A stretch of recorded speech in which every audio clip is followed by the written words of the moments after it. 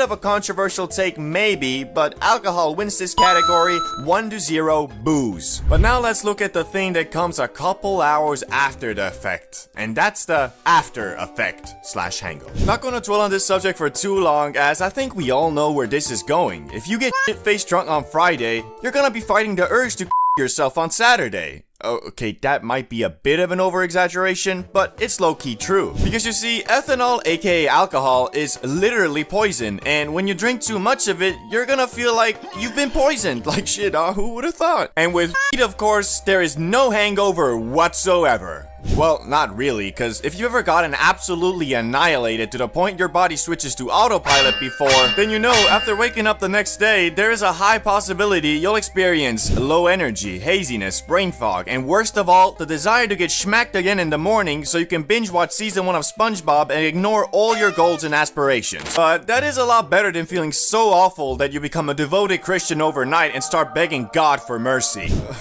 My head hurts so bad. I know I haven't reached out in a while, God, but please end this suffering, and I promise I'll never drink again. Hey bro, wanna go to Lucy's place today? Everybody's coming. It's supposed to be a crazy party.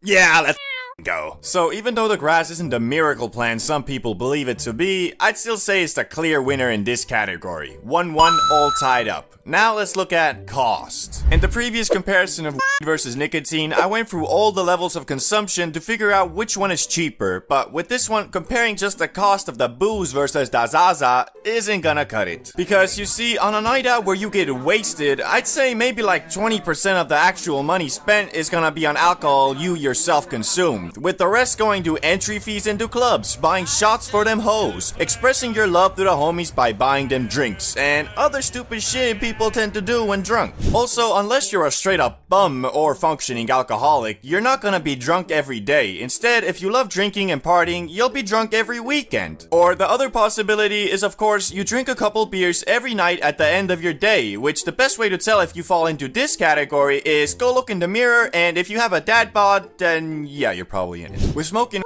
though, your primary cost is gonna be in the weed itself, ranging anywhere from $40 a month if you only blaze on the weekends with your homies, all the way up to like $500 a month if you're getting high every day. Which this category is quite hard for me to pick a clear winner because it really just depends on your personality and self-control when drunk, so I'ma leave it at a tie. I'm sorry, it's the only way to be fair. 2-2, we're still tied. Now time for addictiveness. I think the best way to answer this question is by looking at what these substances do to you, starting with alcohol. The saying, drink away the pain, exists for a reason. Alcohol is a numbing agent. It numbs your senses, numbs your brain, numbs your body, and it numbs the pain. Basically meaning you can drink away your problems for the night, which if that isn't enough of a red flag, it also has some pretty major withdrawal symptoms if you decide to stop being an alcoholic one day. And although with there can also be withdrawal symptoms, it's a bit harder to get that far, and from what I've digged up, they're not as hard to overcome. Although, take that with a grain of salt because the research on this field isn't super conclusive yet. But if alcohol is a numbing agent, then what is the ganja? Glad you asked. In my opinion, the Zaza is an amplifier, so if you're sad and dealing with some serious emotional damage and then smoke a doozy, you're gonna be even more sad and the emotional damage will feel much worse. Obviously, if you get so blasted you switch to manual breathing, it can also numb the pain to some regard, but that's only because your brain puts your trauma aside to focus on surviving the high, and it's not like it's always gonna do that, it might actually just make you focus on your misery even more. That being said, I'ma give this point to the Zaza, because although saying weed isn't addictive is false, it is still less so than alcohol. So 3-2, the grass is finally winning, but maybe this next category will tie it back up. Variety. By this I mean the variations of said effects. So with weed, there are different strains that give different effects. And of course with different sorts of alcohol, it's the same thing. Wrong! Or shit, at least I have not once in my life drank some grade A distilled gin and been like, yeah, this is definitely more of a mellow drunkenness. It just doesn't happen. Alcohol is alcohol, unless it's tequila. We don't talk about tequila. Anyway, with weed, the variation is very extensive. You have your obvious CBD and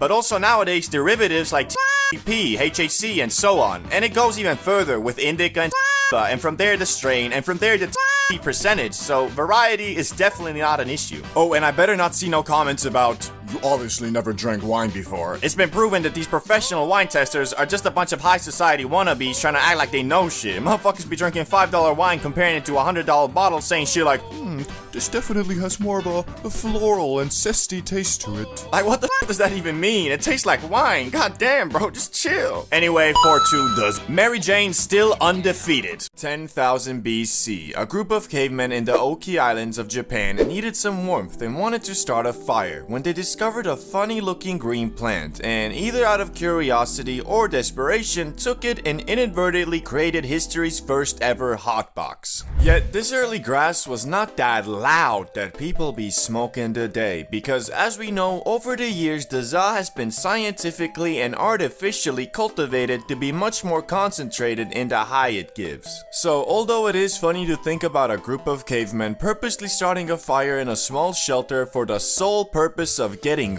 faded in a hoe, it is unlikely that it actually ever happened. Yet aside from this iffy recreational stint in Japan, hemp was first commonly used in the lands that are modern day Mongolia and China for more practical uses like eating it. Which, after saying that, you might be imagining something like this. Yo, what's up? How you doing? Had any fun with those new seeds I gave you? Yo, nah, I actually came here to give them back. Last night I was looking at the moon and I swear that motherfucker was looking right back at me.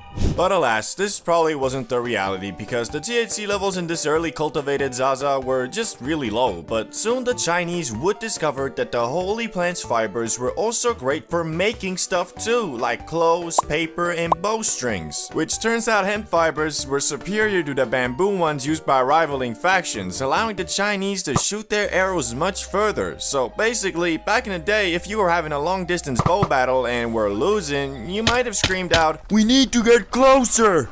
These motherfuckers have weed!" Anyway, it wasn't long after when mofos realized that the loud wasn't only good for making stuff, it was also great for treating physical maladies. And after a couple thousand years, Emperor Shen Nung, known as the father of Chinese medicine, included the magic plant in his medical encyclopedia under the name Ma. Which, that sounds oddly similar to Za, doesn't it? I'm guessing every couple thousand years the first letter changes or something. But now, let's explore the question we're all asking. When exactly did mofos start ripping that shit to get faded? Well, one of the earliest counts is about 2,500 years ago, when researchers discovered 10 mini barbecues in a cemetery near modern-day Tajikistan that had residue of burnt cannabis with a much higher concentration of THC than normal, probably meaning it was selectively bred to get you, well, lit. Although this was one of the first counts of people